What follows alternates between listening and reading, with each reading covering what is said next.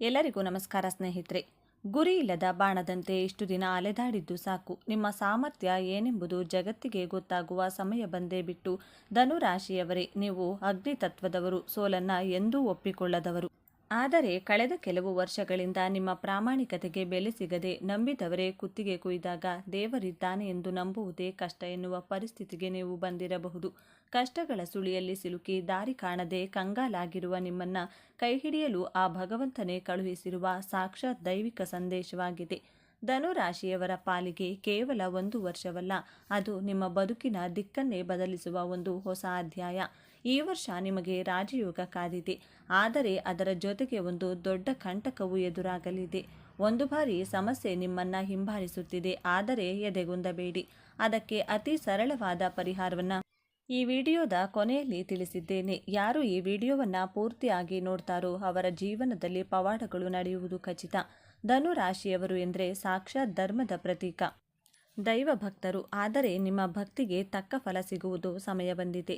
ನಿಮ್ಮೆಲ್ಲ ಸಂಕಲ್ಪಗಳು ಈಡೇರಲು, ನಿಮ್ಮ ಮನಸ್ಸಿನ ಭಾರ ಕಡಿಮೆಯಾಗಲು ಈಗಾಗಲೇ ಕಮೆಂಟ್ ಬಾಕ್ಸ್ನಲ್ಲಿ ಓಂ ಶ್ರೀ ರಾಘವೇಂದ್ರಾಯ ನಮಃ ಎಂದು ಕಮೆಂಟ್ ಮಾಡಿ ಮತ್ತು ವಿಡಿಯೋಗೆ ಲೈಕ್ ಮಾಡಿ. ಗುರುರಾಯರ ಅನುಗ್ರಹ ನಿಮ್ಮ ಮೇಲೆ ಸದಾ ಇರಲಿ. ಧನು ರಾಶಿಯವರ ಜೀವನದಲ್ಲಿ ನಡೆಯಲಿರುವ ಆ 12 ರೋಚಕ ಘಟನೆಗಳು ಯಾವುವು ಎಂದು ನೋಡೋಣ ಸ್ನೇಹಿತರೆ. ಮೊದಲನೆಯದಾಗಿ ಧನು ರಾಶಿಯವರ ಗುಣ ಸ್ವಭಾವದ ಬಗ್ಗೆ ಹೇಳಲೇಬೇಕು. ನೀವು ತುಂಬ ನೇರ ನಡೆನುಡಿಯವರು. ಮನಸ್ಸಿನಲ್ಲಿ ಒಂದು, ಹೊರಗೆ ಒಂದು ಇಟ್ಕೊಂಡು ಮಾತನಾಡುವುದು ನಿಮಗೆ ಬರುವುದಿಲ್ಲ. ಇದೇ ಕಾರಣಕ್ಕೆ ನಿಮಗೆ ಶತ್ರುಗಳು ಹೆಚ್ಚು. ನೀವು ಎಲ್ಲರಿಗೂ ಒಳ್ಳೆಯದನ್ನೇ ಬಯಸುತ್ತೀರಿ. ದಾನ ಧರ್ಮದಲ್ಲಿ ಎತ್ತಿದ ಕೈ ನಿಮ್ಮದು. ಆದರೆ ಈಗ ನಡೆಯುವ ಮೊದಲೇ ಅತಿ ದೊಡ್ಡ ಸಕಾರಾತ್ಮಕ ಘಟನೆ ಎಂದರೆ ವೃತ್ತಿ ಜೀವನದಲ್ಲಿ ಅನಿರೀಕ್ಷಿತ ಏರಿಕೆ ಮತ್ತು ಅಧಿಕಾರ ಪ್ರಾಪ್ತಿ. ಹೌದು, ನಿಮ್ಮ ರಾಶ್ಯಾಧಿಪತಿ ಗುರುವು ಪ್ರಬಲ ಸ್ಥಾನದಲ್ಲಿರುವುದರಿಂದ ಉದ್ಯೋಗದಲ್ಲಿ ನೀವು ಇಷ್ಟು ವರ್ಷ ಪಟ್ಟ ಕಷ್ಟಕ್ಕೆ ಈಗ ಪ್ರತಿಫಲ ಸಿಗಲಿದೆ. ಆಫೀಸ್ನಲ್ಲಿ ನಿಮ್ಮ ಬಾಸ್ ಅಥವಾ ಮೇಲಾಧಿಕಾರಿಗಳು ನಿಮ್ಮ ಕೆಲಸವನ್ನು ಗುರುತಿಸಿ ನಿಮಗೆ ದೊಡ್ಡ ಜವಾಬ್ದಾರಿಯನ್ನು ನೀಡಲಿದ್ದಾರೆ. ಇಷ್ಟು ದಿನ ನಿಮ್ಮನ್ನ ಮೂಲೆಗುಂಪು ಮಾಡಿದವರೇ ಈಗ ನಿಮ್ಮ ಸಲಹೆಗಾಗಿ ಕಾಯುವ ಪರಿಸ್ಥಿತಿ ಬರಲಿದೆ. ಸರ್ಕಾರಿ ಕೆಲಸಕ್ಕಾಗಿ ಅಥವಾ ಉನ್ನತ ಹುದ್ದೆಗಾಗಿ ಪರೀಕ್ಷೆ ಬರೆದವರಿಗೆ ನೇಮಕಾತಿ ಪತ್ರ ಕೈಸೇರುವ ಪ್ರಬಲ ಯೋಗವಿದೆ. ಧನು ರಾಶಿಯವರು ಸ್ವಾಭಿಮಾನಿಗಳು, ಯಾರಿಗೂ ತಲೆಬಾಗದವರು. ಈ ವರ್ಷ ನಿಮ್ಮ ಸ್ವಾಭಿಮಾನಕ್ಕೆ ತಕ್ಕಂತಹ ಗೌರವ ಸಿಗಲಿದೆ. ಎರಡನೇ ದೊಡ್ಡ ಘಟನೆ ಆರ್ಥಿಕ ಸುಧಾರಣೆ ಮತ್ತು ಸಾಲ ಮುಕ್ತಿ. ಧನು ರಾಶಿಯವರು ಹಣವನ್ನು ನೀರಿನಂತೆ ಖರ್ಚು ಮಾಡುವವರು, ಆದರೆ ಅದು ತಮಗಾಗಿ ಅಲ್ಲ, ಬೇರೆಯವರಿಗಾಗಿ. ಕಷ್ಟ ಎಂದು ಬಂದವರಿಗೆ ಇಲ್ಲ ಎನ್ನದೆ ಕೊಡುವ ಗುಣ ನಿಮ್ಮದು. ಇದರಿಂದಾಗಿ ನೀವು ಸಾಲದ ಸುಳಿಯಲ್ಲಿ ಸಿಲುಕಿರುತ್ತೀರಿ. ಆದರೆ ಗುರುಬಲದಿಂದ ಧನಸ್ಥಾನ ತುಂಬಲಿದೆ. ನೀವು ಅಂದುಕೊಂಡಿದ್ದಕ್ಕಿಂತ ಹೆಚ್ಚಿನ ಆದಾಯ ಹರಿದು ಬರಲಿದೆ. ವಿಶೇಷವಾಗಿ ಸಿಗಲ್ಲ ಎಂದು ಬಿಟ್ಟಿದ್ದ ಹಳೆಯ ಸಾಲದ ಹಣ ಅಥವಾ ಪೂರ್ವಜರ ಆಸ್ತಿಯಿಂದ ಬರಬೇಕಾದ ಹಣ ನಿಮ್ಮ ಕೈ ಸೇರಲಿದೆ. ಸಾಲ ಬಾಧೆಯಿಂದ ರಾತ್ರಿ ನಿದ್ದೆ ಇಲ್ಲದೆ ಒದ್ದಾಡುತ್ತಿದ್ದ ನಿಮಗೆ ನೆಮ್ಮದಿಯ ವರ್ಷವಾಗಲಿದೆ. ನಿಮ್ಮ ಜೇಬು ಸದಾ ತುಂಬಿರುತ್ತದೆ ಮತ್ತು ಹಣಕಾಸಿನ ಮುಗ್ಗಟ್ಟು ಸಂಪೂರ್ಣವಾಗಿ ಮಾಯವಾಗಲಿದೆ. ಮೂರನೆಯ ರೋಚಕ ಘಟನೆ ಸ್ವಂತ ಮನೆ ಮತ್ತು ವಾಹನ ಯೋಗ. ಧನು ರಾಶಿಯವರು ವಿಶಾಲ ಮನಸ್ಸಿನವರು, ಹಾಗೆಯೇ ವಿಶಾಲವಾದ ಮನೆಯಲ್ಲಿರಲು ಬಯಸುವವರು. ಇಕ್ಕಟ್ಟಾದ ಬಾಡಿಗೆ ಮನೆಯಲ್ಲಿ ಉಸಿರುಗಟ್ಟುವ ಜೀವನ ನಡೆಸುತ್ತಿದ್ದ ನಿಮಗೆ ಸ್ವಂತ ಸೂರು ಕಟ್ಟುವ ಯೋಗ ಕೂಡಿ ಬರಲಿದೆ. ನೀವು ಅಂದುಕೊಂಡ ಜಾಗದಲ್ಲಿ ವಾಸ್ತು ಪ್ರಕಾರ ಸುಂದರವಾದ ಮನೆಯನ್ನ ನಿರ್ಮಿಸುವಿರಿ. ಇನ್ನು ವಾಹನ ವಿಚಾರಕ್ಕೆ ಬಂದರೆ ಧನು ರಾಶಿಯವರು ಪ್ರಯಾಣ ಪ್ರಿಯರು. ಈ ವರ್ಷ ನೀವು ದೂರದ ಪ್ರಯಾಣಕ್ಕೆ ಅನುಕೂಲವಾಗುವಂತಹ ದೊಡ್ಡ ಕಾರು ಅಥವಾ ಐಷಾರಾಮಿ ವಾಹನವನ್ನು ಖರೀದಿಸಲಿದ್ದೀರಿ. ಇದು ಸಮಾಜದಲ್ಲಿ ನಿಮ್ಮ ಅಂತಸ್ತನ್ನು ಹೆಚ್ಚಿಸಲಿದೆ. ನಾಲ್ಕನೆಯ ಮಹತ್ತರ ಘಟನೆ ವಿದೇಶ ಯೋಗ ಮತ್ತು ಉನ್ನತ ವ್ಯಾಸಂಗ. ಧನು ರಾಶಿಯವರು ಕಾಲಪುರುಷನ ಜಾತಕದಲ್ಲಿ 9ನೇ ಮನೆಯಾಗಿದೆ. ಇದು ದೂರ ಪ್ರಯಾಣವನ್ನು ಸೂಚಿಸುತ್ತದೆ. ಯಾರೆಲ್ಲ ವಿದೇಶಕ್ಕೆ ಹೋಗಬೇಕು ಎಂದು ಕನಸು ಕಾಣುತ್ತಿದ್ದೀರೋ ಅವರ ವೀಸಾ ಮತ್ತು ಪಾಸ್ಪೋರ್ಟ್ ಕೆಲಸಗಳು ಯಾವುದೇ ಅಡೆತಡೆ ಇಲ್ಲದೆ ನಡೆಯಲಿವೆ.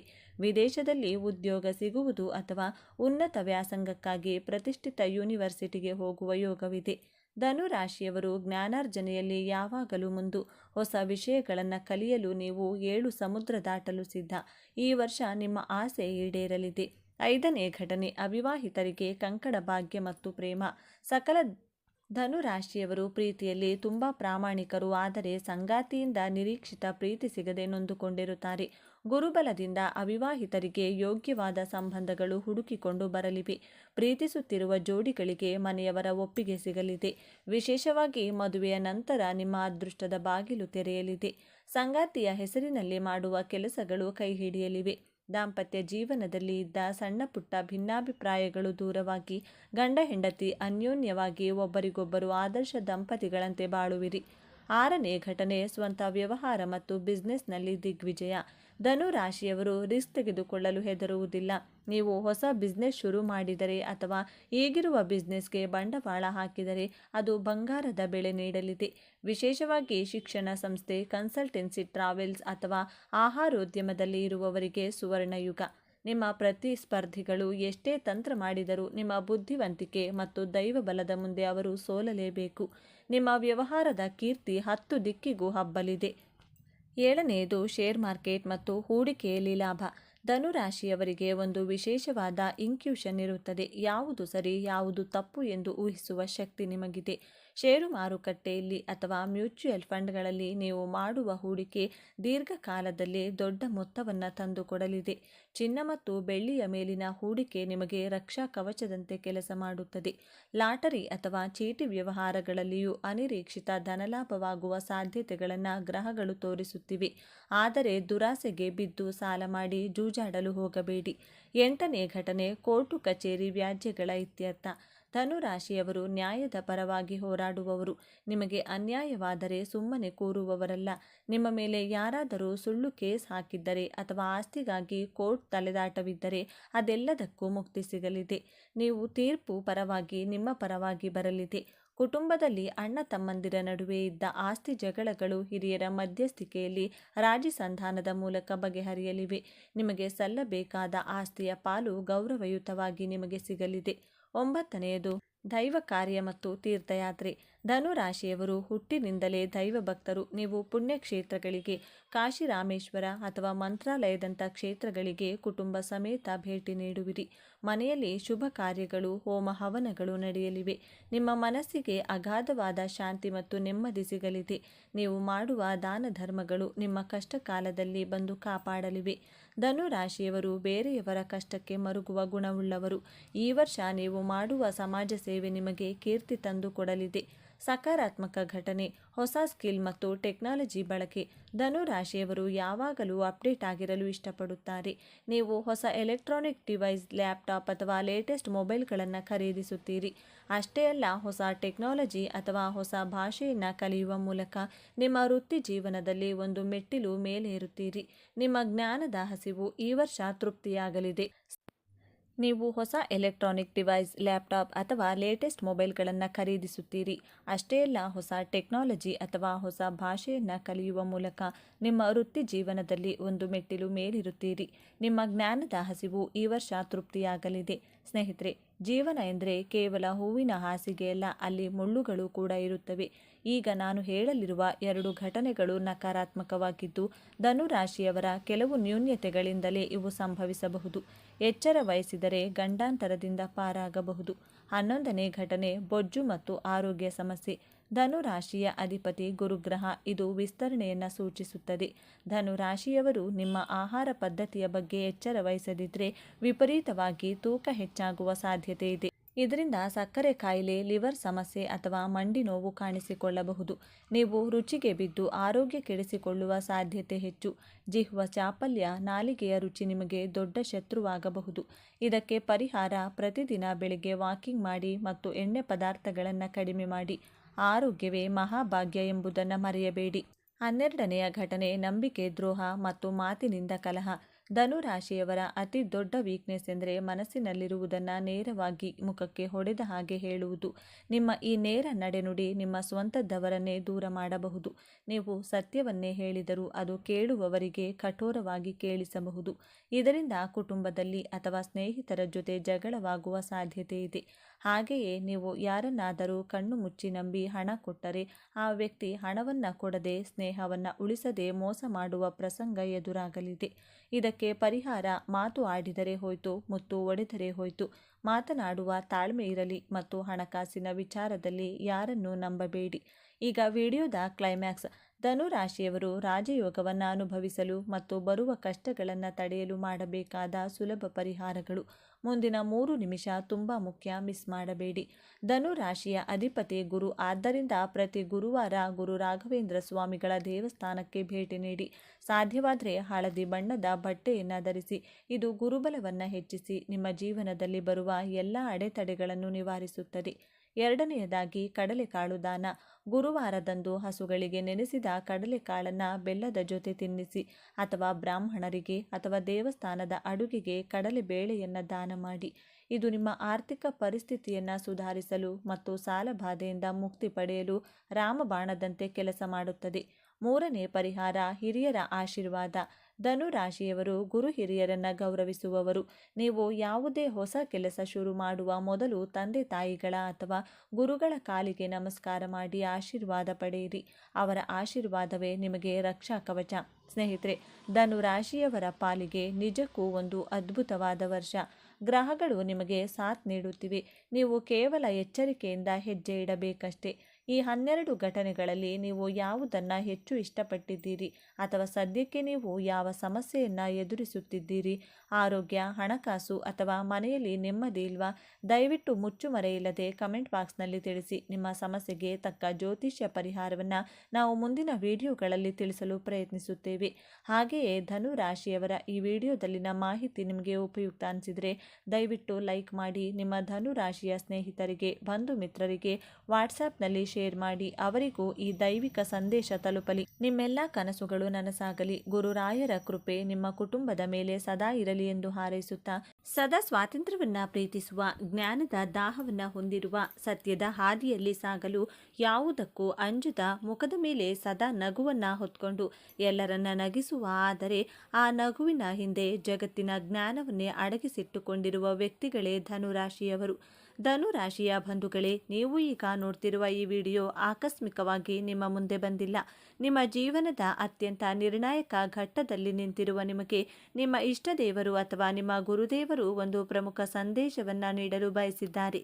ನೀತಿ ನಿಯಮಗಳಿಗಿಂತ ತನ್ನ ಮನಸಾಕ್ಷಿಯನ್ನ ನಂಬುವಂತ ಧನಸ್ಸು ರಾಶಿಯವರೇ, ನಿಮ್ಮ ಜೀವನದ ಯಶಸ್ಸಿನ ಗುಟ್ಟುಗಳು ಈ 5 ಪ್ರತಿಜ್ಞೆಯಲ್ಲಿ ಅಡಗಿದೆ.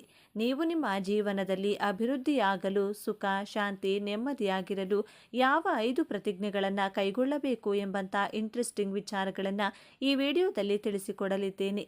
ಇದು ನಿಮಗಾಗಿ ಬಂದಿರುವ ದೈವಿಕ ಸಂದೇಶ. ಹಾಗೆ ಜೈ ಗುರು ರಾಘವೇಂದ್ರ ಎಂದು ಕಮೆಂಟ್ ಮಾಡಿ, ಹಾಗೆ ವಿಡಿಯೋಗೆ ಲೈಕ್ ಮಾಡಿ. ಹೌದು, ಧನುರಾಶಿಯವರು ನಿಮಗೆ ನೀವೇ ರಾಜರು, ನಿಮಗೆ ನೀವೇ ಮಂತ್ರಿಗಳು ಅಂದುಕೊಳ್ಳುತ್ತೀರಾ? ಜೀವನದಲ್ಲಿ ತುಂಬ ಒಂಟಿಯಾಗಿರುವವರು ಧನುರಾಶಿಯವರೇ. ಆ ಒಂಟಿತನದಲ್ಲಿಯೇ ಅದ್ಭುತವಾದಂತಹ ಜ್ಞಾನವನ್ನು ಕಲಿಯುವವರು ಧನಸ್ಸು ರಾಶಿಯವರೇ. ಧನಸ್ಸು ರಾಶಿಯವರಿಗೆ ಯಾವುದೇ ವಿಚಾರವಾದರೂ ಮೊದಲಿಗೆ ಬರುವುದು ನೆಗೆಟಿವ್ ಥಾಟ್ಸ್, ಆನಂತರನೇ ಪಾಸಿಟಿವ್ ಆಗಿ ಥಿಂಕ್ ಮಾಡೋದು ನೀವು. ಆದರೆ ಕನ್ಯಾ ರಾಶಿಯವರು ಎಲ್ಲದರಲ್ಲಿಯೂ ಮೊದಲು ಪಾಸಿಟಿವ್ ಅನ್ನು ಹುಡುಕಿ ಆಲೋಚನೆ ಮಾಡಿ ನಂಬಿಕೆ ದ್ರೋಹಕ್ಕೆ ಒಳಗಾಗುತ್ತಾರೆ. ಆದರೆ ಧನಸ್ಸು ರಾಶಿಯವರು, ನೀವು ಅಂದುಕೊಂಡಿದ್ದ ಹಾಗೆ ಮತ್ತೊಂದು ದಿನ ಆ ಘಟನೆ ನಡೆಯುತ್ತದೆ. ಆದರೆ ನಿಮ್ಮ ಈ ಇಂಟ್ಯೂಷನ್ ಅನ್ನು ಈ ಪ್ರಪಂಚದವರು ಅಕ್ಸೆಪ್ಟ್ ಮಾಡಿಕೊಳ್ಳುವುದಿಲ್ಲ. ನೀವು ಯಾರಿಗೂ ತಲೆ ಕೆಡಿಸಿಕೊಳ್ಳದೆ ನಿಮ್ಮ ಗುರಿ, ನಿಮ್ಮ ಉದ್ದೇಶಕ್ಕಾಗಿ ನೀವು ಜೀವಿಸುವವರು. ನಿಮ್ಮ ಜೀವನವೆಂಬ ಕತ್ತಲೆಯಲ್ಲಿ ಸಂತೋಷವೆಂಬ ಬೆಳಕು ಮೂಡಲು, ನಿಮ್ಮ ಜೀವನದಲ್ಲಿ ನೀವು ಸುಖವಾಗಿರಲು ಈ 5 ಶಪಥಗಳನ್ನು, ಪ್ರತಿಜ್ಞೆಗಳನ್ನು ಅನುಸರಿಸಿ. ಇವತ್ತಿನಿಂದಲೇ ನೀವು ನಿರ್ಧಾರವನ್ನು ಮಾಡಿ. ಒಂದೊಂದಾಗಿ ನೋಡ್ತಾ ಹೋಗೋಣ ಬನ್ನಿ. ಧನಸ್ಸು ರಾಶಿಯವರು ಮಾಡಬೇಕಾದಂತಹ ಮೊದಲನೇ ಶಪಥ, ಪ್ರತಿಜ್ಞೆ ಯಾವುದು ಅಂತ ನೋಡೋದಾದರೆ, ಸಾಕ್ಷಿ ಆಧಾರಗಳಿಲ್ಲದೆ ಯಾರ ಜೊತೆಯಲ್ಲಿಯೂ ವ್ಯವಹಾರವನ್ನು ಮಾಡಬಾರದೆಂಬ ಪ್ರತಿಜ್ಞೆ. ನೀವು ಯಾರಿಗಾದರೂ ಹಣ ಕೊಟ್ಟರೂ, ಹಣವನ್ನು ತೆಗೆದುಕೊಂಡರೂ ಒಂದು ಪ್ರೂಫನ್ನು ಇಟ್ಕೊಳ್ಳಿ. ಇಲ್ಲದಿದ್ದರೆ ನಿಮ್ಮ ಬಳಿ ವ್ಯವಹಾರ ಮಾಡಿದವರು ನಿಮಗೆ ನಂಬಿಕೆ ದ್ರೋಹ ಮಾಡುವಂತಹ ಸಾಧ್ಯತೆಗಳು ಹೆಚ್ಚಾಗಿದೆ. ಧನಸ್ಸು ರಾಶಿಯವರು ಸಹಾಯ ಮಾಡುವಂತಹ ಗುಣದವರು, ಕನಿಕರ ಜಾಸ್ತಿ. ನಿಮಗೆ ಯಾರಾದರೂ ಕಷ್ಟ ಅಂದರೆ ಅವರ ಕಷ್ಟಗಳಿಗೆ ಸ್ಪಂದಿಸುವಂತಹ ಜೀವ ನಿಮ್ಮದು. ಆದರೆ ನಿಮ್ಮ ಈ ಒಳ್ಳೆಯತನವನ್ನು ಮಿಸ್ಯೂಸ್ ಮಾಡಿಕೊಂಡು ನಿಮ್ಮನ್ನು ಸಂಕಷ್ಟದಲ್ಲಿ ಸಿಲುಕಿಸುತ್ತಾರೆ. ಆದ್ದರಿಂದ ನೀವು ಯಾರ ಜೊತೆ ವ್ಯವಹಾರ ಮಾಡಿದರೂ ಆಧಾರವನ್ನು, ಸಾಕ್ಷಿಯನ್ನು ತೆಗೆದುಕೊಳ್ಳಿ. ಒಂದು ಅಗ್ರಿಮೆಂಟನ್ನು ಮಾಡಿಸಿಕೊಂಡು ಸೇಫ್ ಆಗಿ ನಿಮ್ಮ ಬಳಿ ಇಟ್ಟುಕೊಳ್ಳುವಂಥ ಶಪಥವನ್ನು ಇವತ್ತಿನಿಂದಲೇ ಪ್ರಾರಂಭ ಮಾಡಿ. ಎರಡನೆಯದಾಗಿ ಧನಸ್ಸು ರಾಶಿಯವರು ಕಾಯಕವೇ ಕೈಲಾಸ ಎಂಬಂಥ ಪ್ರತಿಜ್ಞೆಯನ್ನು ಪಾಲಿಸಬೇಕು. ನಿಮ್ಮ ಕೆಲಸವೇ ನಿಮ್ಮ ಶಕ್ತಿ, ನಿಮ್ಮ ಜೀವನದ ಅಸ್ತ್ರ. ಸಂಬಂಧಿಕರು, ಸ್ನೇಹಿತರು ಎಲ್ಲರೂ ನಿಮ್ಮ ಕೈ ಬಿಟ್ಟರೂ ನಿಮ್ಮ ದುಡಿಮೆ ನಿಮ್ಮ ಕೈ ಹಿಡಿಯುತ್ತದೆ. ನನ್ನ ದುಡಿಮೆಯೇ ನನ್ನ ದೊಡ್ಡ ಶಕ್ತಿ ಎನ್ನುವಂತಹ ಶಪಥವನ್ನು ಮಾಡಿ. ನೀವು ನಂಬಿದವರು ನಿಮಗೆ ಮೋಸ ಮಾಡಿದರೂ ನೀವು ನಂಬಿರುವ ದುಡಿಮೆ ನಿಮ್ಮ ಜೊತೆಗೆ ಇರುತ್ತದೆ. ದೇವರು ನಿಮಗೆ ಧನಸ್ಸು ರಾಶಿಯವರಿಗೆ ಎಷ್ಟೇ ಕಷ್ಟ ಕೊಟ್ಟರು, ಅಂದರೆ ನಿಮ್ಮ ಜೀವನ ಸಂಗಾತಿ ನಿಮ್ಮನ್ನು ಅರ್ಥ ಮಾಡಿಕೊಳ್ಳುವುದರಲ್ಲಿ ಸೋತರು, ಎಲ್ಲರೂ ಅವಮಾನ ಮಾಡಿದರು, ದೇವರು ನಿಮಗೆ ಒಂದಲ್ಲ ಒಂದು ದುಡಿಮೆಯನ್ನು, ಒಂದು ಆದಾಯದ ಮೂಲವನ್ನು ಕೊಟ್ಟಿರುತ್ತಾರೆ. ಇದೇ ನಿಮ್ಮ ದೊಡ್ಡ ಶಕ್ತಿ, ದೊಡ್ಡ ಅಸ್ತ್ರವಾಗಿರುತ್ತದೆ. ನೀವು ಎಲ್ಲಿಯವರೆಗೂ ದುಡಿಯುತ್ತೀರೋ ಅಲ್ಲಿಯವರೆಗೂ ಯಾವ ಕಷ್ಟಗಳಿಗೂ ಯಾರಿಗೂ ಹೆದರುವಂತಹ, ತಲೆ ತಗ್ಗಿಸುವಂಥ ಅವಶ್ಯಕತೆ ಇಲ್ಲವೇ ಇಲ್ಲ. ನಿಮ್ಮ ಬುದ್ಧಿಶಕ್ತಿಯಿಂದ, ನಿಮ್ಮ ದೈಹಿಕ ಬಲದಿಂದ ದುಡಿಯಿರಿ. ಮೂರನೆಯದಾಗಿ ಪಾಪಕೃತ್ಯದಿಂದ ಬರುವಂಥ, ಅಧರ್ಮದಿಂದ ಬರುವಂಥ ಹಣವನ್ನು ತೆಗೆದುಕೊಳ್ಳಬಾರದು. ಕಾಲಪುರುಷನ ಕುಂಡಲಿಯಲ್ಲಿ ಧನಸ್ಸು ರಾಶಿ ಧರ್ಮದ ಭಾವದಲ್ಲಿ ಬರುತ್ತದೆ. ಒಂಬತ್ತನೇ ಭಾವದ ಅಧಿಪತಿ ಗುರುಗ್ರಹ. ಗುರುವಿನ ಸ್ವಂತ ಮನೆಯಾದಂತಹ ಧನಸ್ಸು ರಾಶಿಯಲ್ಲಿ ಹುಟ್ಟಿರುವ ನೀವು ಅಧರ್ಮದ ಹಣವನ್ನು ನಿಮ್ಮ ಕೈಯಲ್ಲೂ ಸಹ ಮುಟ್ಟು ಹಾಕಿಲ್ಲ. ಧರ್ಮ ಮಾರ್ಗದಿಂದ ದುಡಿದು ಜೀವನ ಮಾಡಿದರೆ ಗುರುಗ್ರಹ ನಿಮ್ಮ ಬೆನ್ನ ಹಿಂದೆ ಕಾಯುತ್ತಾರೆ. ಸಾಕ್ಷಾತ್ ಶ್ರೀ ಗುರು ರಾಘವೇಂದ್ರರ ಆಶೀರ್ವಾದ ನಿಮ್ಮ ಮೇಲೆ ಸದಾ ಇದ್ದೇ ಇರುತ್ತದೆ. ನೀವು ಧರ್ಮದ ಹಾದಿಯಲ್ಲಿ ಇದ್ದರೆ ನಿಮ್ಮ ಜೀವನದಲ್ಲಿ ಅದೆಂತಹ ಸಂಕಷ್ಟ ಬಂದರೂ ಸಾಕ್ಷಾತ್ ಗುರುಗಳ ಅನುಗ್ರಹದಿಂದ ನಿಮ್ಮನ್ನು ಸಂಕಷ್ಟಗಳಿಂದ ಪಾರು ಮಾಡುತ್ತಾರೆ. ಧರ್ಮದ ಹಾದಿಯಲ್ಲಿ ದುಡಿದಿದ್ದೇ ಆದರೆ ನೀವು ಹಾಸ್ಪಿಟಲ್ಗೆ ಬಿಲ್ ಕಟ್ಟುವಂತಹ ಅವಶ್ಯಕತೆ ಇರುವುದಿಲ್ಲ. ಕೋರ್ಟು ಕಚೇರಿ, ಪೊಲೀಸ್ ಸ್ಟೇಷನ್ಗೆ ಅಲೆದಾಡುವಂತಹ ಪರಿಸ್ಥಿತಿಯು ಎದುರಾಗುವುದಿಲ್ಲ. ಅನವಶ್ಯಕ ಖರ್ಚುಗಳು ಮಾಡುವಂತಹ ಅವಶ್ಯಕತೆ ಇರುವುದಿಲ್ಲ. ಧರ್ಮದ ಹಾದಿಯಲ್ಲಿ ಜೀವನ ನಡೆಸುತ್ತೇನೆ ಎಂಬಂತಹ ಪ್ರತಿಜ್ಞೆಯನ್ನು ಮಾಡಿ. ನಾಲ್ಕನೆಯದಾಗಿ ಧನಸ್ಸು ರಾಶಿಯವರು ನಿಮ್ಮ ಸಾಮರ್ಥ್ಯದ ಮೇಲೆ ನಂಬಿಕೆಯನ್ನು ಇಟ್ಟು ಬದುಕಬೇಕು. ನಿಮಗೆ ಯಾರಾದರೂ ರೆಕಮೆಂಡ್ ಮಾಡ್ತೀನಿ ಅಂದರೆ ಅದು ಸಾಧ್ಯ ಇಲ್ಲ. ನೀವು ಒಬ್ಬರೇ ನಿಮ್ಮ ಸಾಮರ್ಥ್ಯದ ಬಲದಿಂದ ಹೋರಾಟ ಮಾಡಿ ನಿಮ್ಮ ಜೀವನದಲ್ಲಿ ಏನು ಬೇಕೋ ಅದನ್ನು ನೀವೇ ಒಬ್ಬಂಟಿಯಾಗಿ ಪಡೆದುಕೊಳ್ಳುವಂಥ ಶಪಥವನ್ನು ಮಾಡಿ. ಧನಸ್ಸು ರಾಶಿಯವರು ಗುಂಪು ಕಟ್ಟಿಕೊಂಡು ಅಥವಾ ಇಬ್ಬರ ಜೊತೆ ಯಾವುದಾದರೂ ಕೆಲಸ ಕಾರ್ಯಕ್ಕೆ ಹೋದರೆ ಹೋದಂತಹ ಕೆಲಸದಲ್ಲಿ ಸಕ್ಸಸ್ ಸಿಗುವುದಿಲ್ಲ. ನಿಮ್ಮ ಜೊತೆಯಲ್ಲಿ ಇರುವವರೇ ನಿಮ್ಮ ಕೆಲಸವನ್ನು ಕೆಡಿಸುತ್ತಾರೆ. ಆದ್ದರಿಂದ ಯಾರ ರೆಕಮೆಂಡೇಶನ್ ಇಲ್ಲದೆ, ಯಾರನ್ನು ನಂಬದೆ ನಿಮ್ಮ ಕೆಲಸಕ್ಕೆ ನೀವೊಬ್ಬರೇ ಹೋಗಿ ಮಾಡಿ ನೋಡಿ. ಆ ಕೆಲಸದಲ್ಲಿ ಖಂಡಿತವಾಗಿಯೂ ಗೆಲ್ಲುತ್ತೀರಾ. ಅರ್ಜುನನಷ್ಟು ಶಕ್ತಿ ಸಾಮರ್ಥ್ಯವುಳ್ಳ ರಾಶಿ ಅಂದರೆ ಧನಸ್ಸು ರಾಶಿ. ಅರ್ಜುನ ಬಿಟ್ಟ ಬಾಣವನ್ನು ಎಂದಿಗೂ ಹಿಂದಕ್ಕೆ ತೆಗೆದುಕೊಳ್ಳುವುದಿಲ್ಲ.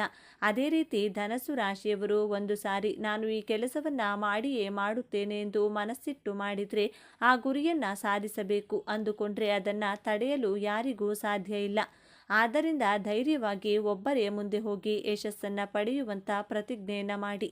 ಐದನೆಯ ಪ್ರತಿಜ್ಞೆ, ನೀವು ಅವಶ್ಯಕತೆ ಇರುವವರಿಗೆ ಮಾತ್ರ ಹಾಗೂ ಅಂಗವಿಕಲರಿಗೆ, ವಯಸ್ಸಾದವರಿಗೆ 3 ತಿಂಗಳಿಗೆ ಒಂದು ಬಾರಿ ಅಥವಾ 6 ತಿಂಗಳಿಗೆ ಒಮ್ಮೆ ನಿಮ್ಮ ಕೈಲಾದಂಥ ಸಹಾಯವನ್ನು, ಆಹಾರ, ಹಣವನ್ನು ಅಥವಾ ಮಾನಸಿಕವಾಗಿ ಅವರಿಗೆ ಧೈರ್ಯವನ್ನು ತುಂಬುವಂತಹ ಪ್ರಯತ್ನವನ್ನು ಮಾಡಿ ಅವರಿಗೆ ಎಮೋಷ್ನಲ್ ಸಪೋರ್ಟ್ ಮಾಡಬೇಕು. ಅಷ್ಟು ಸಾಕು. ಅದು ಬಿಟ್ಟು ನಿಮ್ಮ ಸ್ನೇಹಿತರಿಗೆ ಬೇಕಾಬಿಟ್ಟಿ ನಿಮ್ಮ ಬಳಿ ಹಣ ಕೇಳಿದವರಿಗೆ, ನಾಟಕ ಮಾಡಿಕೊಂಡು ಹಣ ಕೇಳಿದವರಿಗೆಲ್ಲ ಸಹಾಯ ಮಾಡುವುದಿಲ್ಲ ಎಂಬಂತಹ ಪ್ರತಿಜ್ಞೆಯನ್ನು ಮಾಡಿ. ಈ 5 ಪ್ರತಿಜ್ಞೆಯನ್ನು ಪಾಲಿಸುವುದರಿಂದ ನೀವು ನಿಮ್ಮ ಜೀವನದಲ್ಲಿ ಸುಖ, ಶಾಂತಿ, ನೆಮ್ಮದಿಯಿಂದ ಇರಬಹುದು. ಜೀವನದಲ್ಲಿ ದೊಡ್ಡ ದೊಡ್ಡ ಸಾಧನೆಗಳನ್ನು ಮಾಡಬಹುದು. ಈ ಅಜಾಗರೂಕತೆ ಮತ್ತು ಬೇಗ ನಂಬುವ ಸ್ವಭಾವವೇ ನೀವು ಎದುರಿಸುವ ಅತಿ ದೊಡ್ಡ ಸಮಸ್ಯೆ. ಹಾಗಾದರೆ ಈ ದೊಡ್ಡ ಸಮಸ್ಯೆಯಿಂದ ಪಾರಾಗುವುದು ಹೇಗೆ? ಈ ಯಶಸ್ಸನ್ನು ಶಾಶ್ವತವಾಗಿ ಉಳಿಸಿಕೊಳ್ಳುವುದು ಹೇಗೆ? ಪರಿಹಾರ ತುಂಬ ಸರಳವಾಗಿದೆ, ಆದರೆ ಇದನ್ನು ನೀವು ಅತ್ಯಂತ ಶ್ರದ್ಧೆಯಿಂದ ಪಾಲಿಸಬೇಕು. ಮೊದಲನೆಯದಾಗಿ ಯೋಚಿಸಿ ನಿರ್ಧರಿಸಿ. ಯಾರಾದರೂ ಬಂದು ಹಣ ಕೇಳಿದರೆ ಅಥವಾ ದೊಡ್ಡ ಆಫರ್ ಕೊಟ್ಟರೆ ಅಥವಾ ನೀವು ಯಾರಿಗಾದರೂ ಮಾತು ಕೊಡುವ ಮೊದಲು ಒಂದು ದಿನ ಸಮಯ ಕೊಡಿ ಎಂದು ಹೇಳಿ ಆತುರದ ನಿರ್ಧಾರಗಳನ್ನು ಸಂಪೂರ್ಣವಾಗಿ ನಿಲ್ಲಿಸಿ. ಎರಡನೆಯದಾಗಿ ನಿಮ್ಮ ರಾಶ್ಯಾಧಿಪತಿಯಾದ ಗುರುವಿನ ಕೃಪೆಗಾಗಿ ಪ್ರತಿ ಗುರುವಾರ ಹತ್ತಿರದ ದೇವಸ್ಥಾನಕ್ಕೆ, ವಿಶೇಷವಾಗಿ ದತ್ತಾತ್ರೇಯ, ಸಾಯಿಬಾಬಾ ಅಥವಾ ರಾಘವೇಂದ್ರ ಸ್ವಾಮಿಗಳ ದೇವಸ್ಥಾನಕ್ಕೆ ಹೋಗಿ ಅಥವಾ ಹಸಿದವರಿಗೆ ಕಡಲೆಬೇಳೆ ಅಥವಾ ಬಾಳೆಹಣ್ಣನ್ನು ದಾನ ಮಾಡಿ. ಇದು ನಿಮ್ಮ ಬುದ್ಧಿಯನ್ನು ಚುರುಕಾಗಿಸಿ ಸರಿಯಾದ ನಿರ್ಧಾರ ತೆಗೆದುಕೊಳ್ಳುವ ಶಕ್ತಿ ನೀಡುತ್ತದೆ. ಮೂರನೆಯದಾಗಿ ಕೃತಜ್ಞತೆ. ನಿಮಗೆ ಯಶಸ್ಸು ಸಿಕ್ಕಾಗ, ಹಣ ಬಂದಾಗ ಅದನ್ನು ತಲೆಗೆ ಏರಿಸಿಕೊಳ್ಳಬೇಡಿ. ತಕ್ಷಣ ನಿಮ್ಮ ಇಷ್ಟ ದೇವರನ್ನು ಅಥವಾ ಗುರುವನ್ನ ಮನಸ್ಸಿನಲ್ಲಿ ಸ್ಮರಿಸಿ, ಇದೆಲ್ಲ ನಿನ್ನ ಕೃಪೆ, ನನ್ನದಲ್ಲ ಎಂದು ಕೃತಜ್ಞತೆ ಸಲ್ಲಿಸಿ. ಯಶಸ್ಸು ಬಂದಾಗ ತಲೆಬಾಗಿರಿ. ಈ ಒಂದು ವಿನಯವಂತಿಕೆ ನಿಮ್ಮ ಎಲ್ಲ ಭಾಗ್ಯವನ್ನ ನಿಮ್ಮ ಬಳಿಯೇ ಉಳಿಸುತ್ತದೆ. ಧನುರಾಶಿಯವರು, ನಿಮ್ಮ ಜೀವನವನ್ನು ಸಂಪೂರ್ಣವಾಗಿ ಬದಲಾಯಿಸುವ ಶಕ್ತಿ ಈಗ ನಿಮ್ಮ ವಿಜಯದ ಆರಂಭವಾಗಲಿದೆ. ನೀವು ಅನುಭವಿಸಿದ ಪ್ರತಿಯೊಂದು ನೋವಿಗೂ ಈಗ ಪ್ರತಿಫಲ ಸಿಗಲಿದೆ. ನಿಮ್ಮ ಕಣ್ಣೀರು ಈಗ ಆನಂದ ಬಾಷ್ಪವಾಗಿ ಬದಲಾಗುವ ಸಮಯ ಬಂದಿದೆ. ನೆನಪಿಡಿ, ಈ ವಿಡಿಯೋ ನಿಮಗೆ ತಲುಪಿದ್ದು ಆಕಸ್ಮಿಕವಲ್ಲ. ಇದು ನಿಮ್ಮ ಇಷ್ಟ ದೇವರು ನಿಮಗೆ ನೀಡುತ್ತಿರುವ ಸ್ಪಷ್ಟ ಸಂದೇಶ. ಈ ಅದ್ಭುತ ಸಮಯವನ್ನು ಸದುಪಯೋಗಪಡಿಸಿಕೊಳ್ಳಿ. ನಿಮ್ಮ ಜೀವನದ ಹೊಸ ಅಧ್ಯಾಯಕ್ಕೆ ತಯಾರಾಗಿ. ನಿಮ್ಮ ನಂಬಿಕೆಯ ಸಂಕೇತವಾಗಿ ನಿಮ್ಮ ಜೀವನ ಬದಲಾಗಬೇಕು ಎನ್ನುವ ಸಂಕಲ್ಪದೊಂದಿಗೆ ತಪ್ಪದೆ ನಿಮ್ಮ ಕುಲದೇವರ ಅಥವಾ ನಿಮ್ಮ ಇಷ್ಟ ದೇವರ ಹೆಸರನ್ನು ಕಮೆಂಟ್ ಮಾಡಿ. ಆ ಭಗವಂತನು ನಿಮ್ಮನ್ನು ಸದಾ ಕಾಪಾಡಲಿ. ಸರ್ವೇ ಜನ ಸುಖಿನೋ ಭವಂತು. ಇದೇ ತರಹದ ಜ್ಯೋತಿಷ್ಯಕ್ಕೆ ಸಂಬಂಧಪಟ್ಟಂತ ವಿಡಿಯೋ ನೋಡಲು ನಮ್ಮ ಚಾನೆಲ್ನ ಸಬ್ಸ್ಕ್ರೈಬ್ ಆಗಿ. ಈ ವಿಡಿಯೋಗೆ ಲೈಕ್ ಮಾಡಿ, ಶೇರ್ ಮಾಡಿ. ಧನ್ಯವಾದಗಳು.